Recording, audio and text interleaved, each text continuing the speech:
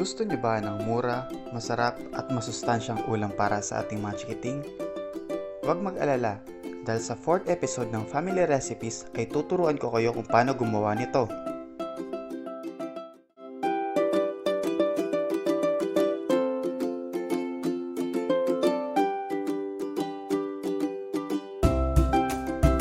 Magandang araw sa inyong mga taga-barangay Tuy. Ako nga po pala si Joshua Philip D. Panga, isang 4th year BS Nutrition student, at narito ako ngayon upang ipagluto kayo ng veggie chicken fingers. Tara, samahan niyo ako! Ang recipe na ito ay mula sa FNRI Menu Guide Calendar.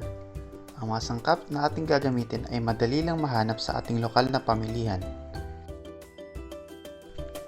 Ang ating kailangan ay ang mga sumusunod: 1 cup ng giniling na manok, 1 cup ng cooking oil, 1/4 cup ng sibuyas, isang pirasong itlog, 1 cup ng kangkong, 2 cup ng kalabasa,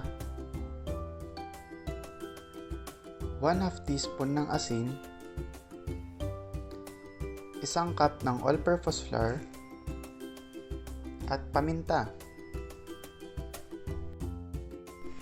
Unang gagawin natin ay steam ang kalabasa hanggang sa ito ay lumambot.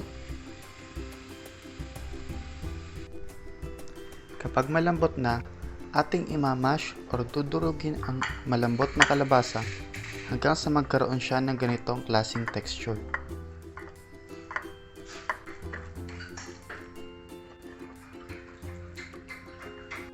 Sunod natin gagawin ay lagyan ng asin at paminta ang itlog.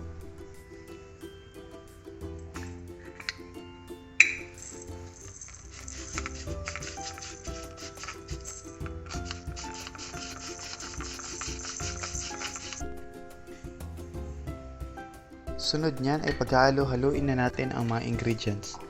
Una na dyan ang ating mashed kalabasa. Isunod ang mga sibuyas. Sunod naman ang ating kangkong na hiniwa. Sunod ang ating giniling na manok.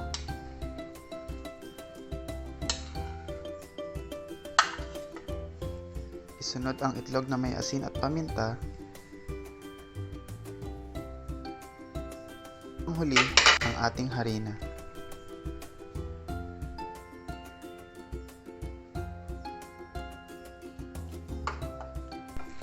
Halu-haluin lang natin ang mga ingredients hanggang makabuo tayo ng isang magandang mixture ng ating chicken finger. Ganito ang magiging itsura niya kapag nahalo na natin siya ng maayos.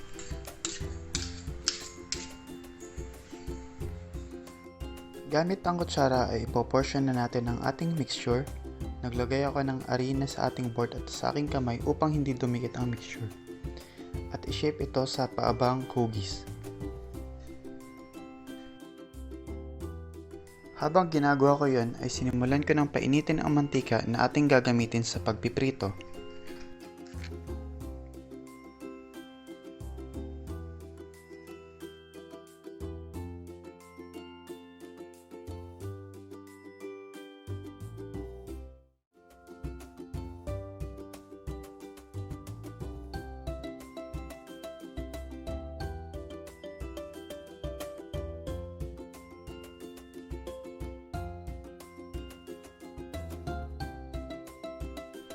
Sa mainit na mantika, ating ipiprito ang chicken fingers sa loob ng 2 minuto o hanggang ito ay maging golden brown.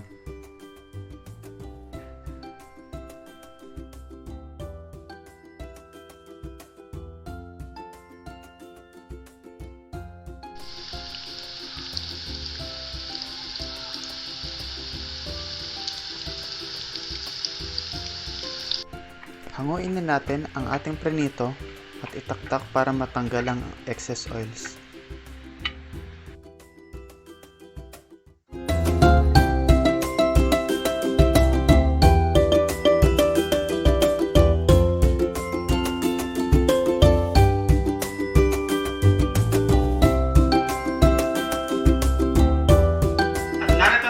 ating veggie chicken fingers. Tara, tikman natin. Ang sarap! Perfect for kids.